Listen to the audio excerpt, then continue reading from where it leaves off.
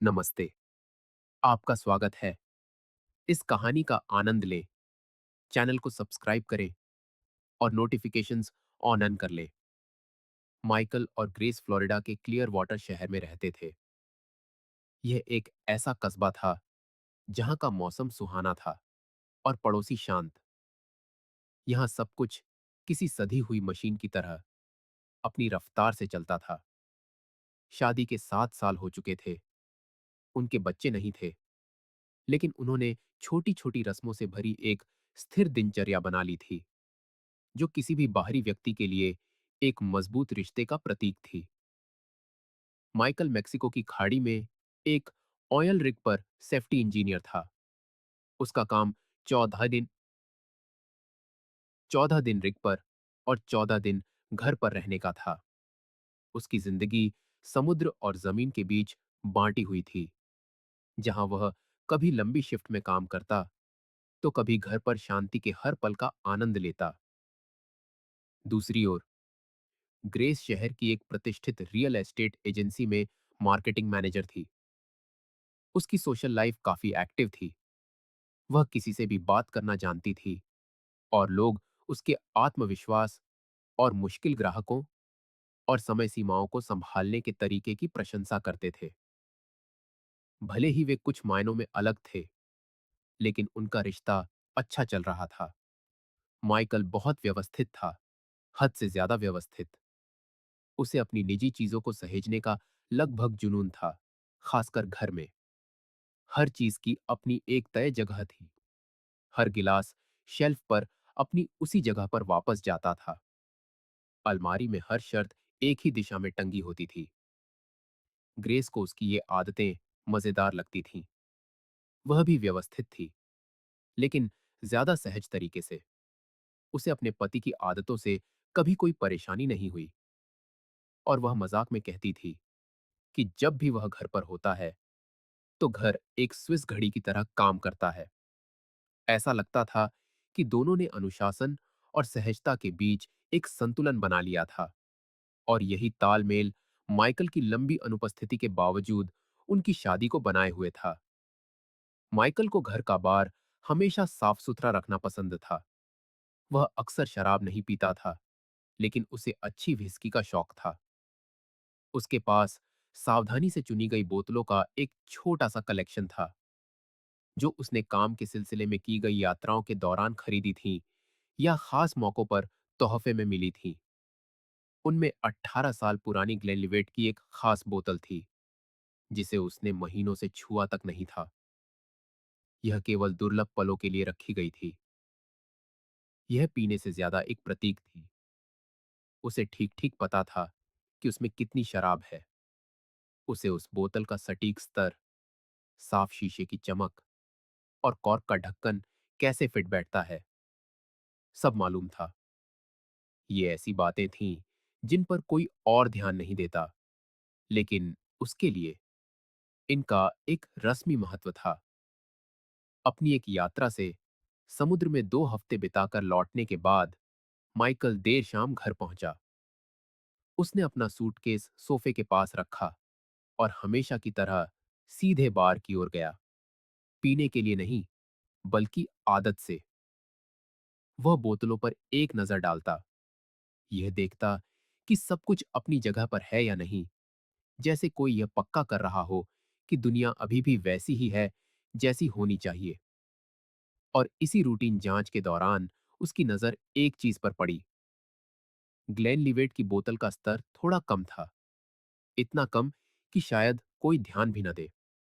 लेकिन माइकल जैसे इंसान के लिए यह सिर्फ एक छोटी सी बात नहीं थी, यह एक टूटा हुआ नियम था। वह एक कदम पीछे हटा, फिर से देखा, फिर पास जाकर धीरे से बोतल को शेल्फ पर घुमाया। उसकी त्योरियां चढ़ गईं। यह ज्यादा नहीं था, शायद 2 उंगली के बराबर, लेकिन उसके अंदर खतरे की एक खामोश घंटी बजाने के लिए काफी था। वह कुछ सेकंड तक वहीं खड़ा रहा, बोतल को ऐसे घूरता रहा जैसे कि वह खुद ही सब कुछ बता देगी। फिर उसने सब कुछ वापस जगह पर रखा, बार बंद किया और नहाने के लिए ऊपर चला गया।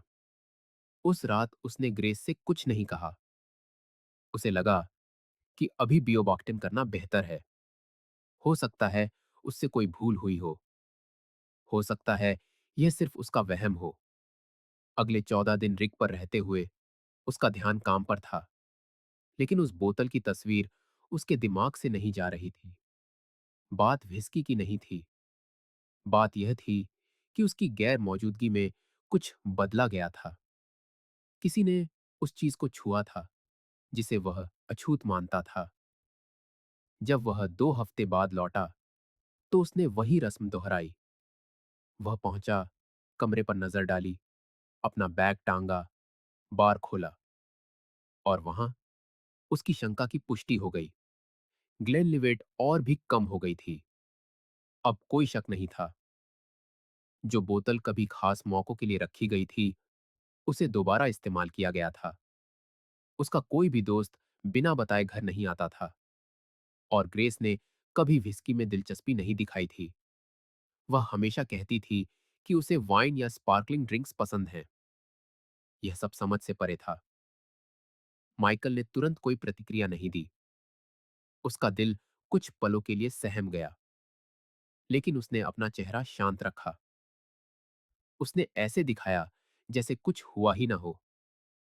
उसने अपनी दिनचर्या का पालन किया, ग्रेस के साथ रात का खाना खाया, इधर उधर की बातें की, हल्के फुल्के मजाक पर हंसा, और रिग पर चल रही गतिविधियों का जिक्र किया। लेकिन अंदर ही अंदर कुछ बदल चुका था। एक शक पनप रहा था, अभी भी खामोश लेकिन मजबूत। वह जानता था कि अगर उसने उस पल ग्रेस से सीधे सीधे पूछा तो उसे ईमानदार जवाब नहीं मिलेंगे, और अगर वह कुछ छिपा रही थी तो वह और भी सावधान हो जाएगी। सबसे अच्छा यही था कि सोचे, देखे, और बिना किसी को शक हुए यह पता लगाने का कोई तरीका खोजे कि असल में क्या हो रहा है। उस पल के बाद से माइकल अपने ही घर को एक अलग नजर से देखने लगा। जो शक कभी एक मामूली चिढ़ जैसा महसूस हुआ था, अब वह एक बेचैनी में बदल गया था। माइकल आवेग में काम करने वाला इंसान नहीं था। वह हमेशा तर्कसंगत, सचेत और भावनात्मक आवेशों के बजाय तर्क को प्राथमिकता देने वाला व्यक्ति था। दूसरी बार यह पुष्टि होने के बाद कि उसकी व्हिस्की की बोतल उसकी अनुपस्थिति में पी पी जा रही है, वह समझ गया कि वह अब इस सच्चाई को नजरअंदाज नहीं कर सकता। लेकिन वह यह भी जानता था कि अगर उसने ग्रेस से सीधे पूछा तो उसे सच्चा कबूलनामा नहीं मिलेगा। वह चतुर थी, बोलने में माहिर थी, और अगर वह कुछ छिपा रही थी तो वह इसे छिपाने के लिए और भी सतर्क हो जाएगी। तो माइकल ने वही किया जिसमें वह माहिर था। उसने एक योजना बनाई। अगले 2 हफ्तों के लिए खाड़ी में वापस जाने से पहले, घर पर रहते हुए उसने चुपचाप छिपे हुए सुरक्षा कैमरों पर रिसर्च की।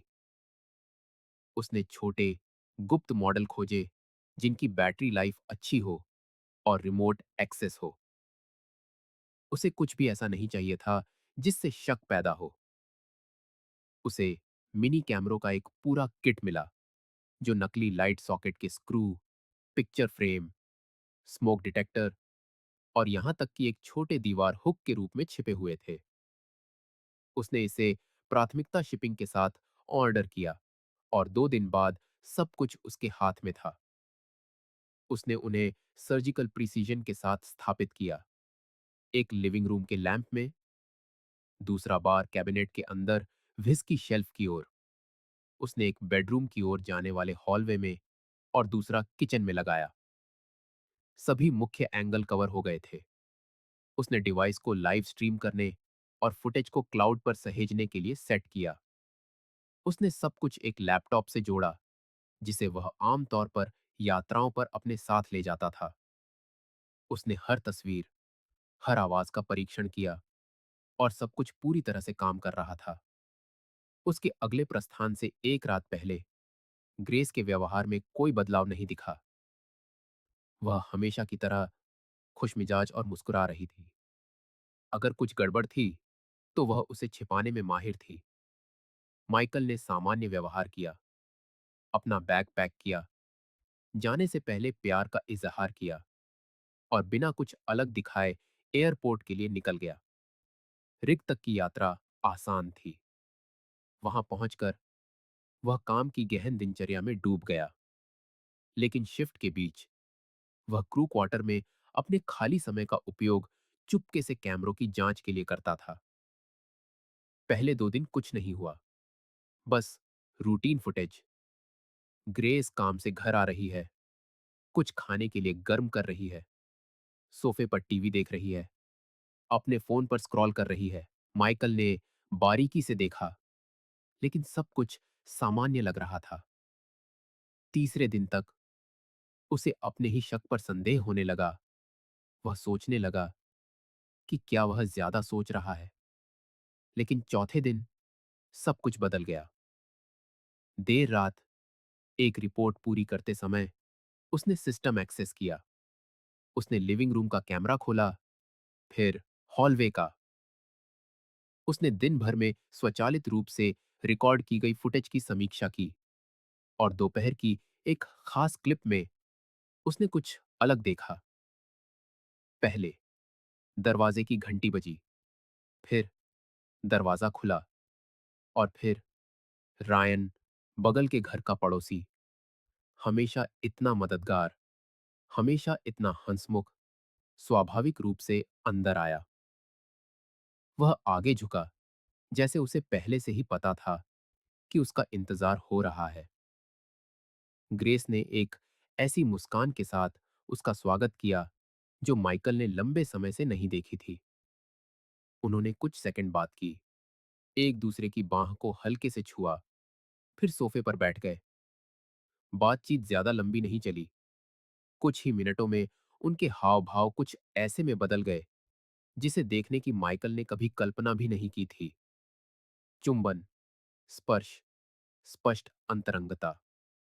वह उस पर झुकी हुई, दोनों हंस रहे थे, पूरी तरह से सहज। रिकॉर्डिंग में आवाज नहीं थी, लेकिन तस्वीरें सब कुछ कह रही थीं। माइकल ने वीडियो को रोका, फिर दोबारा चलाया। उसने उस दृश्य को फिर से देखा, जैसे कोई खुद को यकीन दिलाने की कोशिश कर रहा हो कि यह सच है। उसने महसूस किया कि उसके चेहरे का रंग उड़ गया है। पेट में एक अजीब सी ऐंठन उठी। उसके हाथ कांप रहे थे। कुछ सेकंड के लिए वह सांस नहीं ले पा रहा था। रायन सिर्फ एक परिचित नहीं था, वह पड़ोसी था। वह आदमी जो कुछ ही मीटर दूर रहता था, जो पहले भी उसके घर में आ चुका था, जिसने बागवानी, छत की मरम्मत और पड़ोस की सभी सामान्य छोटी मोटी बातों पर बातचीत की थी। और अब वह वहां था, उसकी पत्नी के साथ, लिविंग रूम के सोफे पर, जैसे कि वह जगह उन्हीं की हो।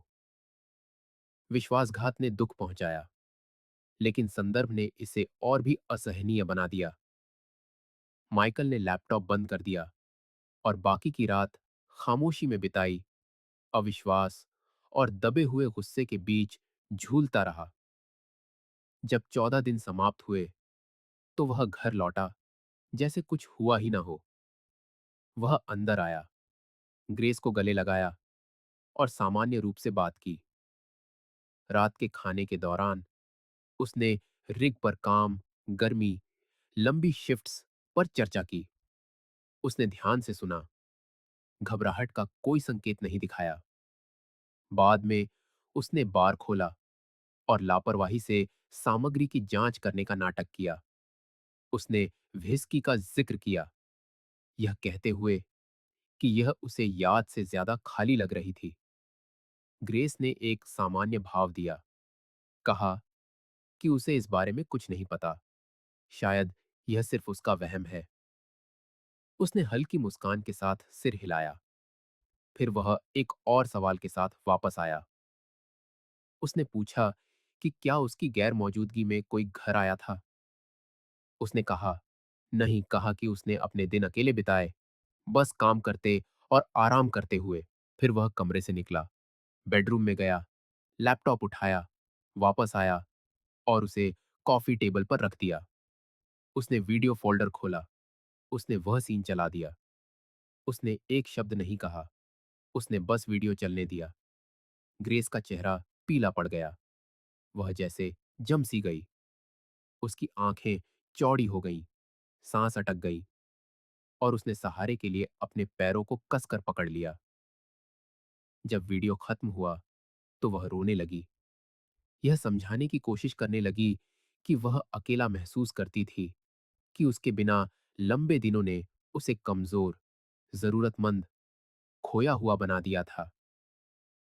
माइकल ने उसकी आंखों में सीधे देखते हुए दृढ़ता से पूछा कि यह सब कब से चल रहा था। वह यह स्वीकार करने से पहले झिझकी कि यह पहली बार नहीं था। उसके चेहरे का भाव बदल गया। दर्द अब साफ दिख रहा था। निराशा ने सब कुछ अपने कब्जे में ले लिया था।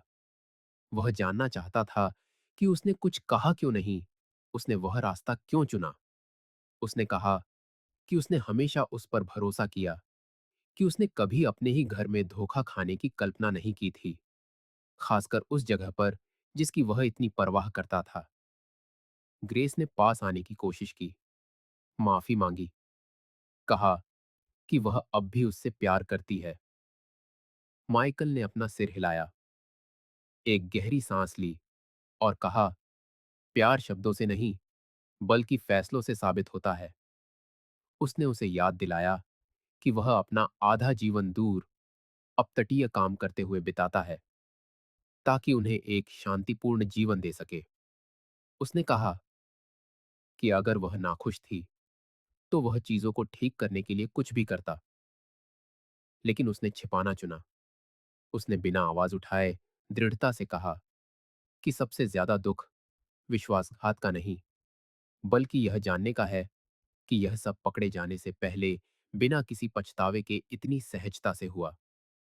उसने एक तकिया और एक कंबल उठाया और कमरे से निकलने से पहले उसे आखिरी बार देखा और स्पष्ट और सीधे कहा कि अगले दिन वह कानूनी रूप से सब कुछ संभाल लेगा।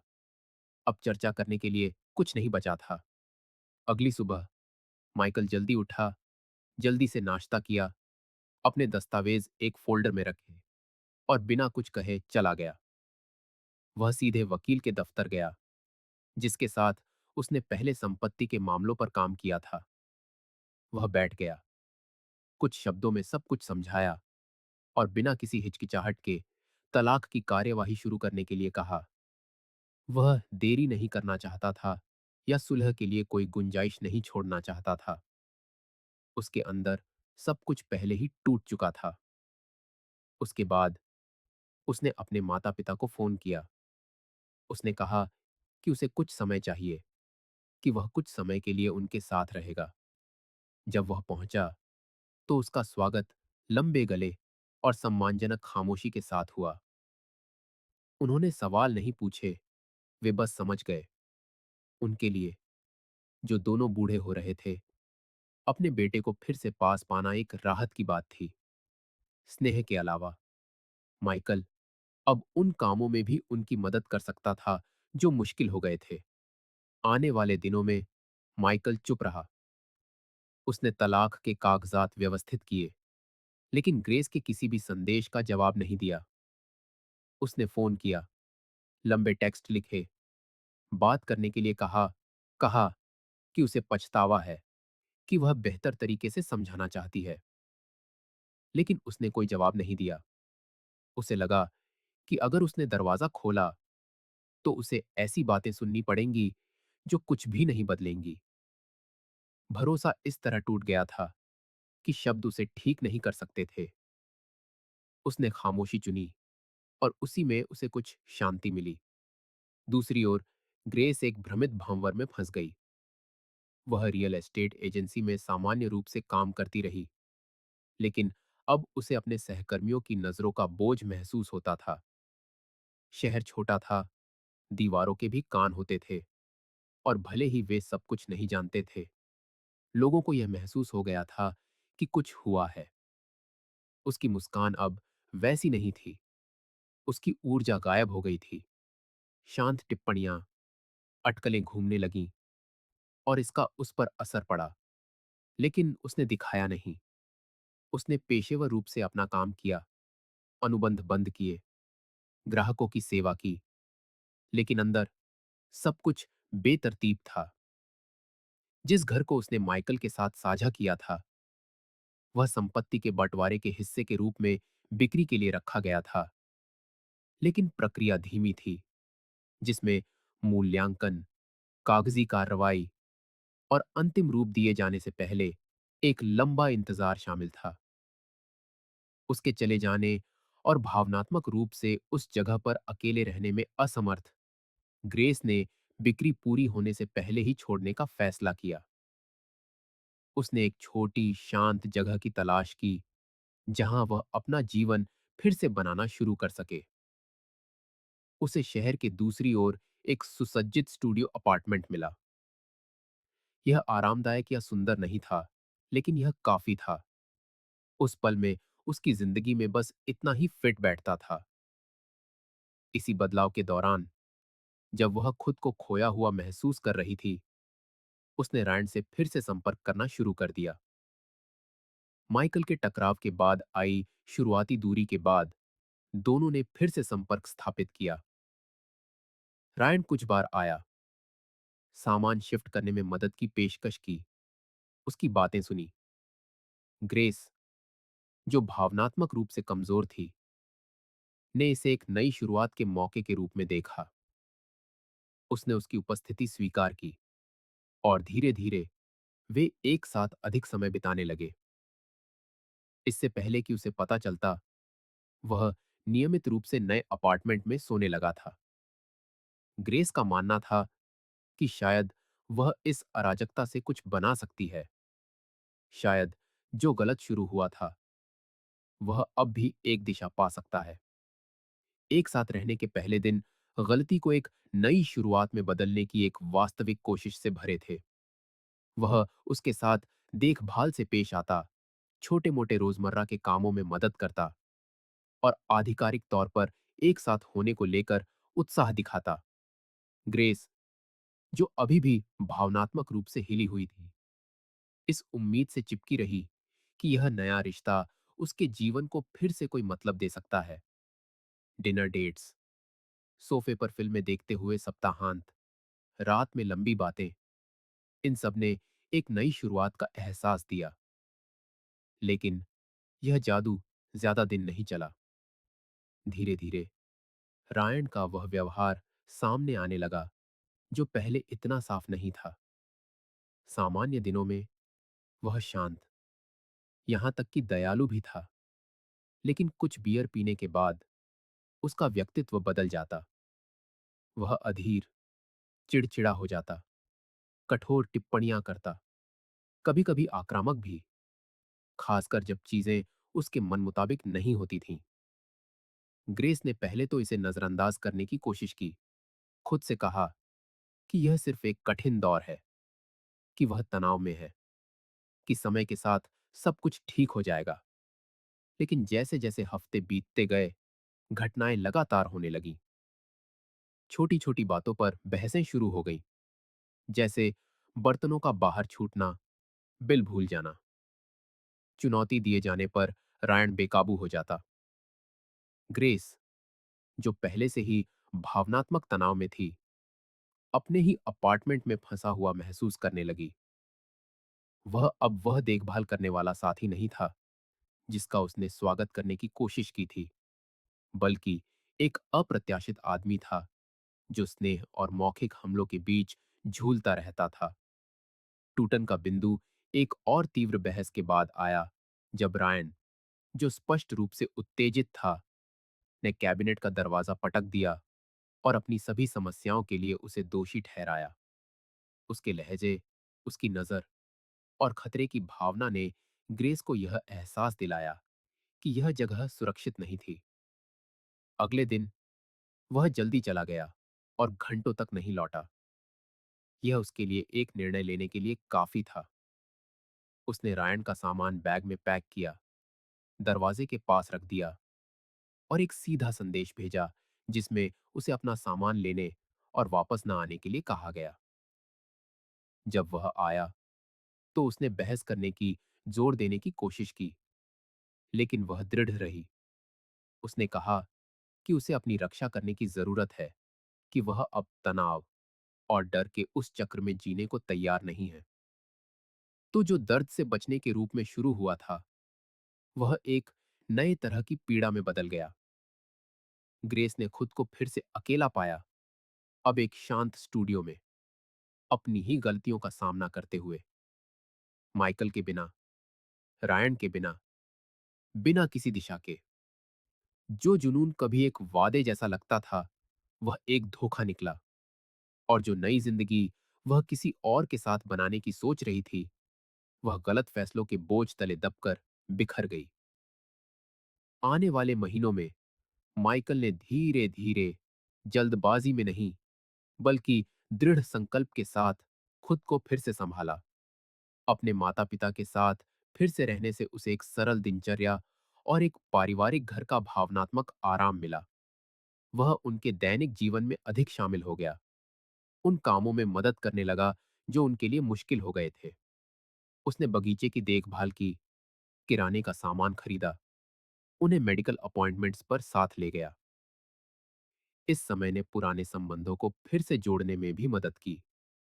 वह बचपन के दोस्तों से फिर से मिलने लगा, वयस्क जीवन की गति से बाधित हुई बातचीत फिर से शुरू की, और महसूस किया कि एक बड़ी निराशा के बाद भी जीने के लिए अभी भी बहुत कुछ था। इस दौरान उस घर की बिक्री भी पूरी हो गई, जिसे उसने ग्रेस के साथ साझा किया था। पैसे के अपने हिस्से के साथ माइकल ने न केवल एक नई जगह खरीदने का फैसला किया, बल्कि एक ऐसी जगह चुनने का फैसला किया जो एक नई शुरुआत का प्रतीक हो। उसे एक शांत पड़ोस में एक छोटा लेकिन आरामदायक घर मिला। उसने इसे सादगी से सजाया, केवल जरूरी चीजें रखीं। वहां की हर वस्तु को उसने धीरे धीरे अतीत की यादों के बिना चुना था। यह एक नए अध्याय की शुरुआत थी, एक शांत जीवन, लेकिन एक हल्का जीवन, सब कुछ सम्मान के साथ करने की शांति से निर्देशित। दूसरी ओर ग्रेस उसी छोटे से अपार्टमेंट में रह गई, जिसे उसने माइकल के साथ सब कुछ खत्म होने के ठीक बाद किराए पर लिया था। जो जगह पहले अस्थायी लगती थी, वह उसका एकमात्र विकल्प बन गई। वह रियल एस्टेट एजेंसी में काम करती रही, लेकिन जरूरी बातों के अलावा किसी भी संपर्क से बचती रही। उसके सहकर्मी, हालांकि विवेकपूर्ण थे, पर ऐसा लगता था कि वे जितना दिखाते थे, उससे ज्यादा जानते थे।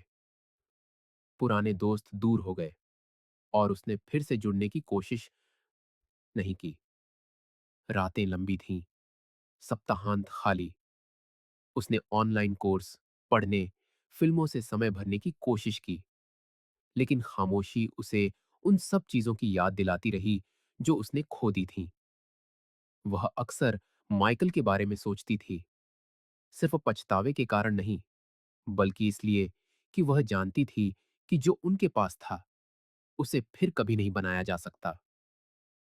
भले ही वह हजार बार माफी मांगती, भले ही समय घावों को भर देता, कुछ चीजें वापस अपनी जगह पर नहीं आती।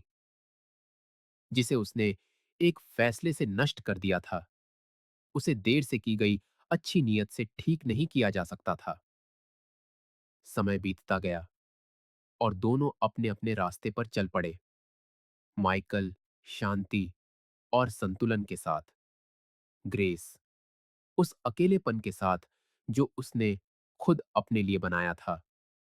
उनके बीच का अंतर स्पष्ट हो गया।